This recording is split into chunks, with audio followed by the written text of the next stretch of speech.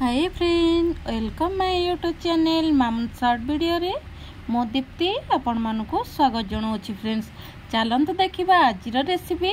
आजिर recipe पूरा authentic Odia घरर recipe सजना सागर तरकारी बा झोल।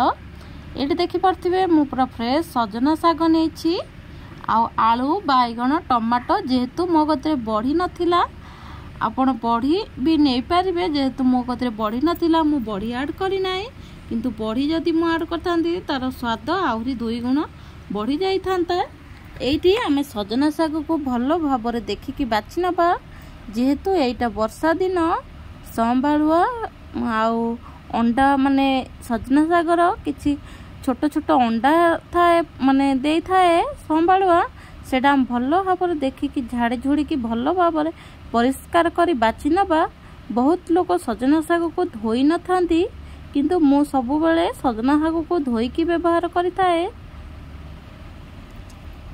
आ ए वर्षा दिने तो बहुत पनीपरिवार रेट बढ़ी जाई थाए सेथि पई आमे तो भाई मिडिल क्लास घर पिला जेहेतु आमर कम सिंपल आइटम हेले आमर चली जाए जमती कि सजना सागर तरकारी बहुत बढ़िया लगे। ये देखि परथिबे आलू बाइगण आलू को चोपा छोड़े काटी रखी बाइगण आ सजना साग को रखी देछि टमाटो एटी कड़ाई मध्यम बसे नहीं सजना साग तरकारी पाई सोरिष तेल नेले बहुत बढ़िया लगुथाए बढ़िया स्वादिष्ट।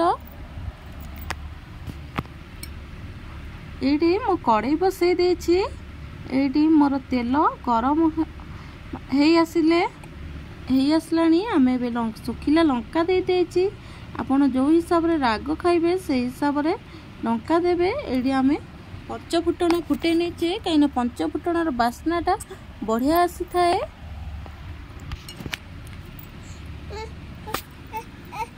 आमे बे आलू टमाटो सब बे ताको तेल रे भाजी नबा।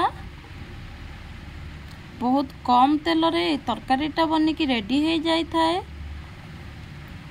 जेहेतु वर्षा दिने इना घर रे माने सब घर घर लोकंकर गाँ गाँवली कथा कहूँ चाष कम होता है से चाष कम पैसा बेसी खर्च होता है और पैसा बहुत कम थाए से बहुत लोग गाँ गाँवली रे सजना साग आमर तो भाई गाँ गाँवली लोक आमे गोटे प्रकार तरकारी हेले आमर हो एटी आलू मध्य किछि समय भाजी आसलानी आमे एखिना हलदी दे दबा। हलदी को माने सागरे हलदी दियंदिनी किंतु हलदी जेहेतु पनीपरिबा पड़िछि आदरे हलदी न देले भलो लागिबनी बा आखि को सुंदर दिसिबनी। एटी हमर टिके भाजी आसलानी आमे पानी दे दबा। एटा बिना मसला रे माने कोनोसी बाटण मसला रे तरकारी बनिकी रेडी हो जिवो। एटी जेहेतु पानी फुटी आसलानी एबे आमे बाइगण देकी ताको ढांकी नबा। एटी जदि सारू थांता आपण माने सारू मध्य ऐड करि परिबे। एटी देखि परथिबे तरकारी परिबा सब सिझी आसलानी कि नै आमे एटी चेक कर देबा सिझी आसलानी मध्य। एटी पानी पूरा फुटी आसलानी एबे एई टाइम रे आमे सजना साग दे दबा। सजना साग देकी आमे एबे किछि समय ताको ढांकी दबा।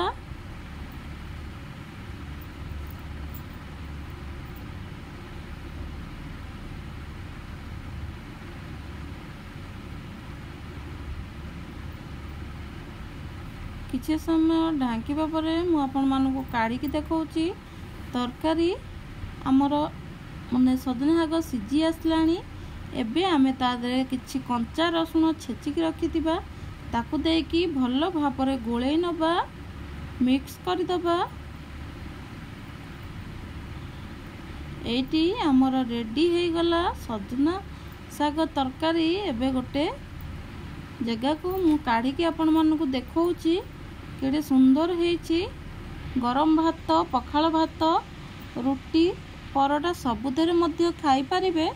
एपरि तरह सजना साग बनातु जो मानकर सजना साग पसंद नुह से माने निश्चिंत खाइबे।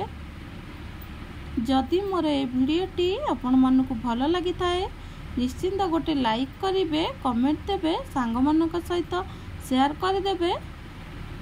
ମୋ ଚ୍ୟାନେଲରେ କେବଳ ଗାଁ ଗାଉଁଲି ରୋଷେଇ ଦେଖିବାକୁ ଆପଣମାନଙ୍କୁ ମିଳିବ। ରହୁଛି, ନମସ୍କାର, ଜୟ ଜଗନ୍ନାଥ।